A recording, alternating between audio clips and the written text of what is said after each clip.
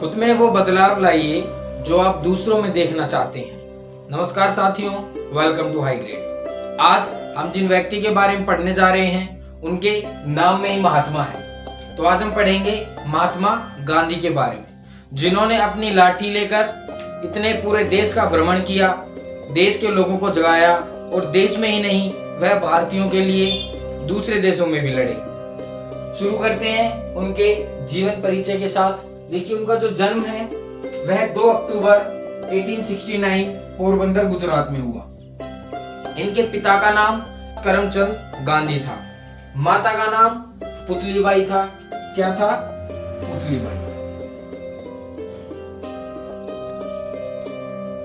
और जो महात्मा गांधी की पत्नी थी, इनका नाम क्या था? कस्तूरबा। मात्र 13 वर्ष की आयु में महात्मा गांधी का विवाह हो चुका था।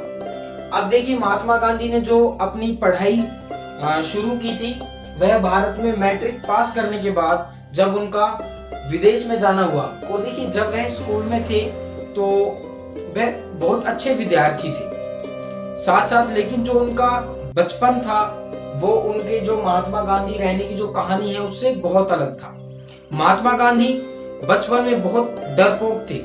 वह डरते थे सांप से, चोरों से और अंधेरे से। इन सब चीजों से उन्हें बहुत डर लगता था। वो कहीं पर स्कूल में खड़े होकर बोल नहीं सकते थे क्योंकि उनके पैर कांपने लगते थे। देखिए, इतना दुर्बल सा बच्चा और इतना कमजोर व्यक्ति, उसका हृदय इतना कमजोर था, और बाद में जाके देखिए वह कितना बड़ा बदलाव लेकर आया। उसके बाद देखिए, जब वह स्कूल में पढ़े, स्कूल में मैट्रिक पास करने के बाद वह इंग्लैंड गए। इंग्लैंड में उन्होंने देखिए बैरिस्टर की पढ़ाई की थी। 1888 से 91 में वह कहां पर रहे? इंग्लैंड में। और इंग्लैंड में देखिए उनके साथ भी थोड़ा बहुत उन्हें भेदभाव देखने के लिए मिलता था, क्योंकि जो पीजी होते थे उनमें रहना पड़ता था, और बाकी जो रूममेट्स होते थे जो पीजी में उनके साथ होते थे, वहां सब लोग, उनका नॉर्मल खाना पीना यही था, वो नॉन वेजिटेरियन थे। लेकिन महात्मा गांधी प्योर वेजिटेरियन थे, और इस बात पर भी उनका मजाक बनाया जाता था कि देखिए ये नॉन वेजिटेरियन नहीं है या सिर्फ शाकाहारी है। यहाँ भी उनको कुछ ना कुछ परेशानियां हुई, लेकिन धीरे धीरे फिर वो उनके माहौल में ढलने लगे थे। गांधी जी डांस सीखा, उन्होंने डांस सीखने लगे, वाइन भी पीते थे। धीरे धीरे जो शौक थे या जिस तरह इंग्लैंड का कल्चर था वो उसमें ढलने लगे थे। अब देखिए, यहाँ पे ढलने के बाद जब वापस उनका भारत आना हुआ 1891 से 1893, यहाँ पर आकर देखिए उन्होंने अपनी जो मुंबई है, मुंबई में उनकी प्रैक्टिस चली थी, और वहां जब वो प्रैक्टिस करते थे अपनी वकालत की तो उन्हें बिल्कुल मजा नहीं आता था। कई बार ऐसा होता था कि वो सो जाते थे, उनको बहुत कम इंटरेस्ट आता था इस चीज में। और उसके बाद भारत वापसी, जब यहाँ पे उन्होंने जब वकालत कर रहे थे तो उनके पास एक केस आया दक्षिण अफ्रीका से, और वह केस क्या था? ये केस था अब्दुल फर्म का, अब्दुल खान फर्म केस था।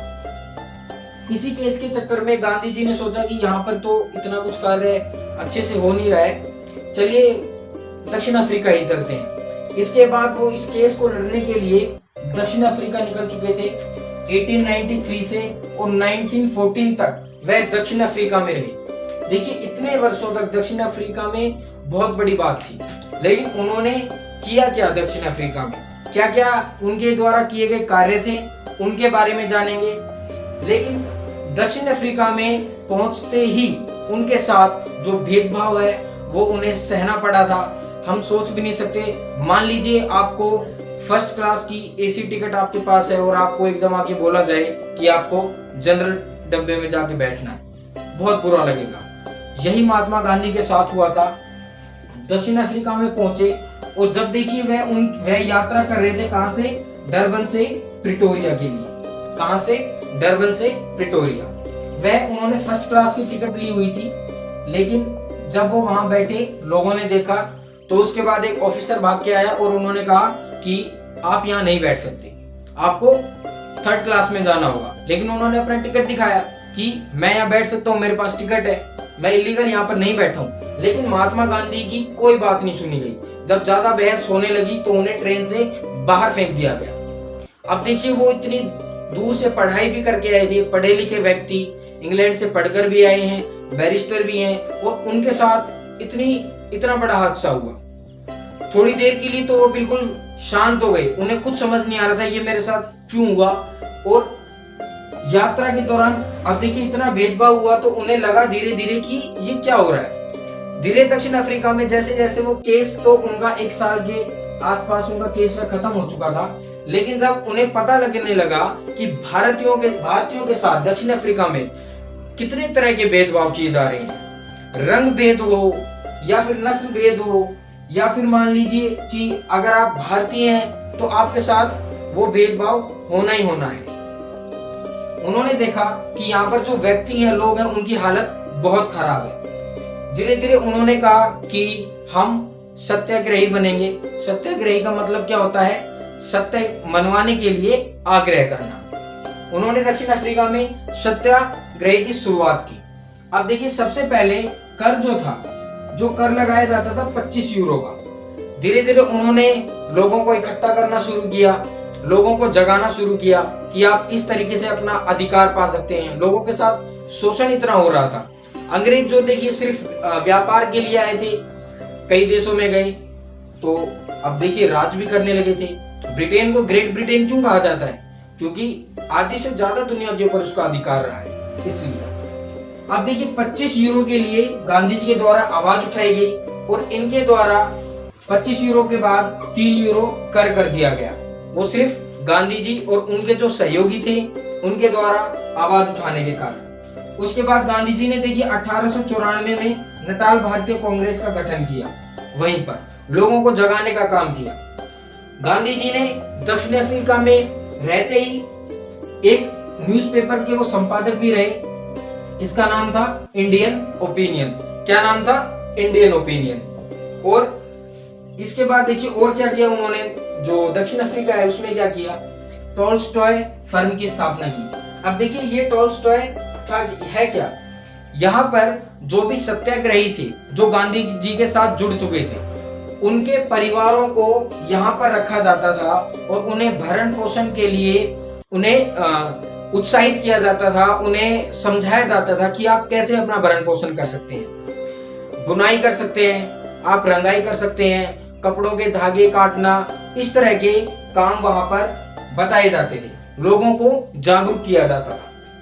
और देखिए वहां पर सबसे बड़ा और क्या भेदभाव होता था, विवाह संबंधी मुद्दे। देखिए जो हिंदू लोग थे उनका जो विवाह था वो ईसाई रीति रिवाज से किया जाता था, साइन करके, और ये सब, इस सब का विरोध वहां के लोग करते थे, लेकिन उनकी बातें नहीं मानी जाती थी। जब गांधी जी को यह पता लगा कि यह भेदभाव भी होता है, कि जो विवाह है वह भी अपने रीति रिवाज से लोग नहीं कर सकते, तो इस बात के लिए भी एक मुद्दा उठाया गया। लोग इकट्ठा हुए, जागरूक होने लगे, महात्मा गांधी के साथ चलने लगे लोग। और इसके बाद देखिए जो वहां पर अंग्रेज थे उन्हें झुकना पड़ा। उन्होंने देखिए हिंदू जो रीति रिवाज है उससे शादी करने की भी उन्हें परमिशन दी गई, और जो कर है कर में भी छूट दी गई। ऐसे बहुत से कार्य किए गए जिसमें अंग्रेजों को झुकना पड़ा। वहां से गांधी जी ने अपने आप को बहुत सुधारा भी, अपने आप के अंदर बहुत चेंजेस भी लेकर आए।